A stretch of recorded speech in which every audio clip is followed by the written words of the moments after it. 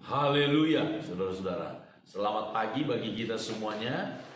Puji Tuhan, kita bersyukur buat anugerah Tuhan yang luar biasa, yang selalu bertambah, ditambahkan setiap hari bagi kita.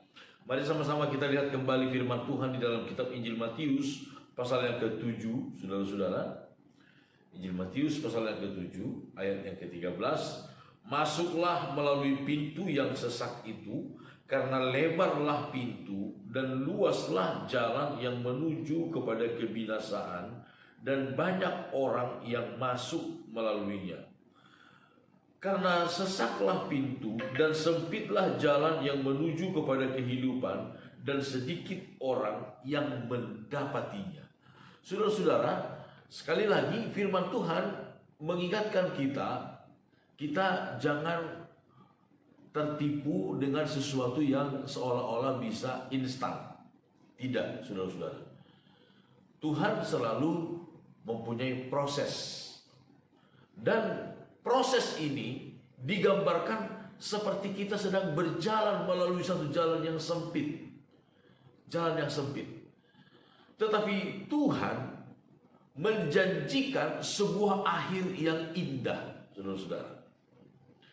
Tuhan menjanjikan sebuah akhir yang indah.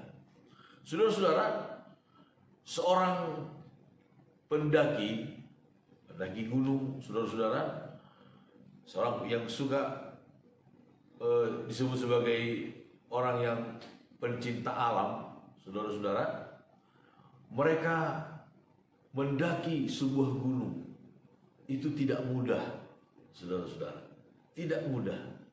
Tetapi ada satu tujuan yang mereka tuju, pada tempat yang paling atas, yaitu pada puncaknya, mereka akan menemukan satu pemandangan yang luar biasa. Itulah yang mereka tuju. Mereka rela menderita begitu rupa, mendaki dan mendaki, saudara-saudara. Dan dalam banyak kisah, tidak sedikit para pendaki yang kemudian mengalami kecelakaan, bahkan sampai meninggal. Tetapi mereka berjuang untuk mendaki gunung itu, karena mereka yakin di atas gunung itu mereka akan menemukan sesuatu yang sangat memuaskan hati mereka. Saudara-saudara, Tuhan menjanjikan sebuah akhir yang indah, sebuah akhir yang sangat melegakan, sebuah akhir yang sangat membanggakan bagi kita. Paulus kemudian betapa dia senangnya kepada Timotius. Dia mengajak Timotius demikian, saudara. Ini sesuatu yang tak lazim. 2 Timotius pasal 2 ayat yang ketiga. Ikutlah menderita sebagai seorang prajurit yang baik dari Kristus Yesus. Seorang prajurit yang sedang berjuang tidak memusingkan dirinya dengan soal-soal penghidupannya, supaya dengan demikian ia berkenan kepada komandannya. Saudara, Paulus tidak sungkan-sungkan mengajak Timotius untuk ikut menderita. Wow, kalau kita mengajak orang lain, kalau kita ajak teman kita untuk sesuatu yang sifatnya bersenang-senang, wah, pasti kita mau. Tetapi kalau mengajak orang lain untuk menderita, kita harus mikir, ini orang mau gak? Kira-kira mau gak dia menderita? Tetapi Paulus, dia berkata kepada Timotius, ikutlah menderita sebagai seorang prajurit yang baik. Ikutlah menderita. Kenapa Paulus yakin sekali mengajak Timotius untuk ikut menderita? Karena Paulus yakin bahwa di balik penderitaan itu, di ujung jalan setapak yang kecil itu, saudara-saudara, yang sesak itu, ada sesuatu yang luar biasa.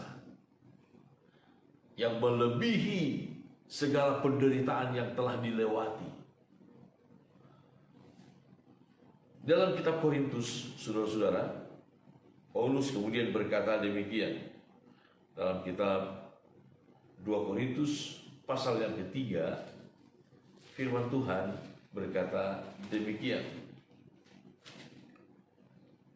2 Korintus pasal yang ketiga ayat 18. Dan kita semua mencerminkan kemuliaan Tuhan dengan muka yang tidak berselubung. Dan karena kemuliaan itu datangnya dari Tuhan yang adalah Roh, maka kita diubah menjadi serupa dengan gambarnya dalam kemuliaan yang semakin besar. Saudara-saudara, Paulus kemudian berkata, saudara-saudara, bahwa kita akan diubah dalam kemuliaan yang semakin besar. Pasal yang keempat ayat yang ke-17 yang sudah kita baca kemarin, saudara-saudara, dua hari lalu, dikatakan penderitaan ringan yang sekarang ini mengerjakan bagi kami kemuliaan kekal yang melebihi segala-galanya, jauh lebih besar daripada penderitaan kami. Lalu kemudian ayat pasal yang ketiga 18 yang kita baca tadi, saudara-saudara, kita diubah menjadi serupa dengan gambarnya dalam kemuliaan yang semakin besar. Dalam kemuliaan yang semakin besar. Saudara-saudara, berjalan di jalan yang sempit itu, kita diubah oleh Tuhan dari kemuliaan kepada kemuliaan. Kita diubah oleh Tuhan dari satu kesucian kepada satu kesucian yang lain. Kita diubah oleh Tuhan, dibawa oleh Tuhan dari satu kebenaran kepada kebenaran yang lain. Itu sebabnya saudara-saudara, Tuhan selalu menjanjikan di setiap tapak demi tapak yang kita jalani di jalan yang sempit itu, akan ada satu pengalaman-pengalaman yang luar biasa.